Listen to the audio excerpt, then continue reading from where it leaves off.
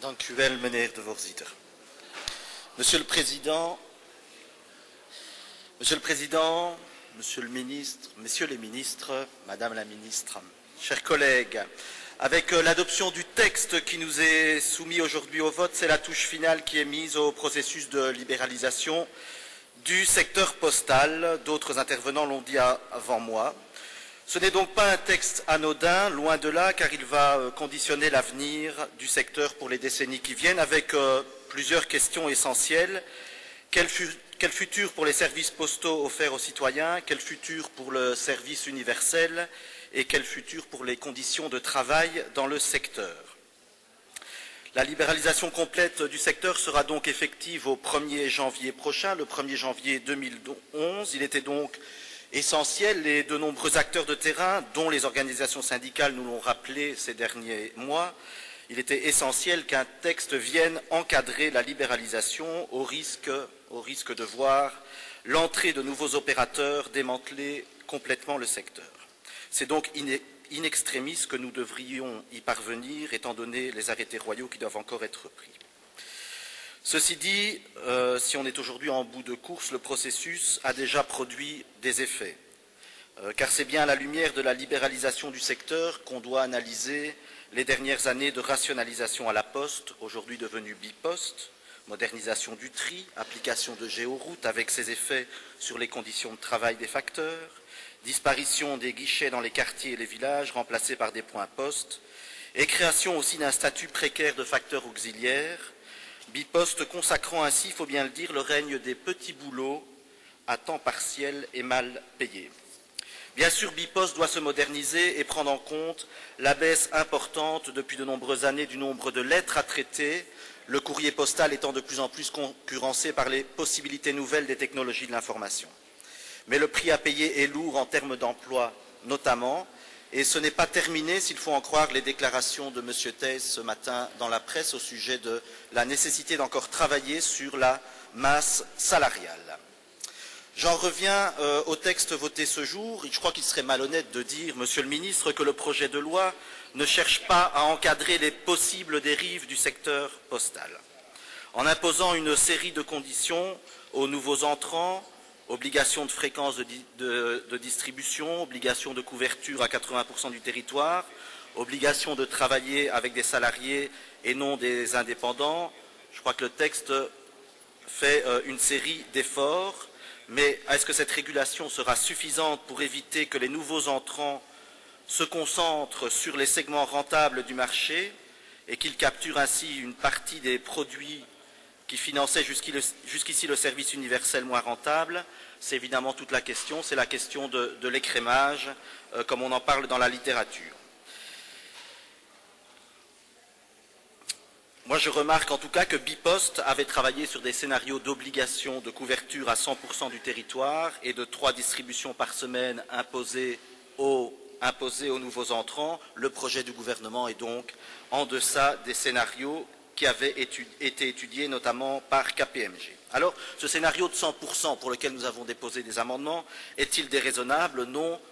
Vous avez vous-même déposé, Monsieur le Ministre, en commission un document qui montre que dans certains pays, cette couverture de 100% peut tout à fait être atteinte par certains opérateurs alternatifs. C'est le cas notamment aux Pays-Bas, tout proche, c'est pas très loin, donc c'est une réalité qu'on peut facilement vérifier.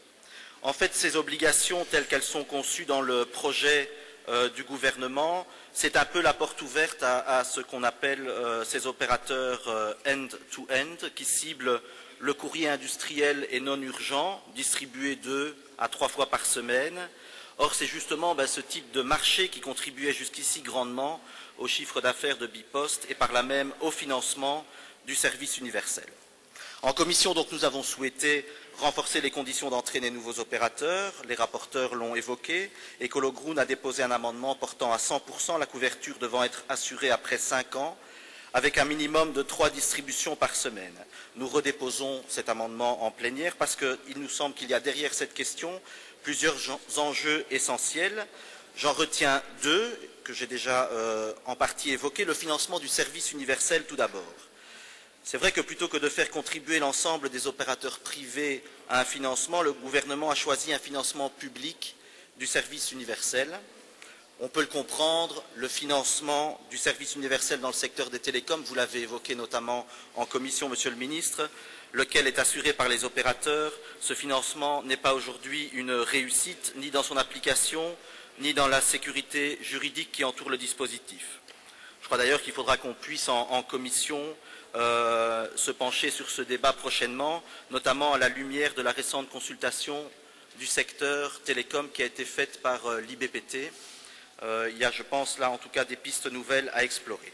Ceci dit, pour en revenir au texte, avec le schéma adopté, le financement par l'État du service universel pourrait devenir au fil du temps de plus en plus lourd à supporter. C'est un risque réel que nous tenions à souligner. Deuxième enjeu, celui de la couverture géographique, qui est aussi un enjeu d'aménagement du territoire et un enjeu de mobilité.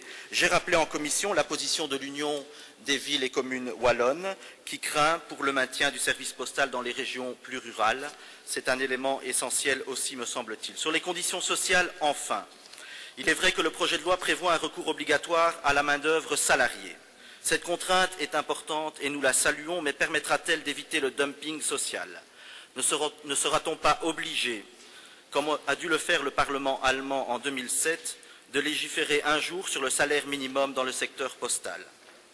En tout cas, pour garantir au mieux les conditions de travail dans le secteur, nous restons favorables, Madame la Ministre, à la création d'une commission paritaire du secteur postal. C'est une chose sur laquelle il nous semble qu'il faut avancer rapidement. On le voit, s'il faut souligner les avancées du texte en matière d'encadrement de la libéralisation, les hypothèques restent nombreuses. L'amendement que nous avons co-signé et qui permettra une évaluation de la politique de libéralisation du secteur postal dans les 2 ans de l'entrée en vigueur du texte est donc fondamental.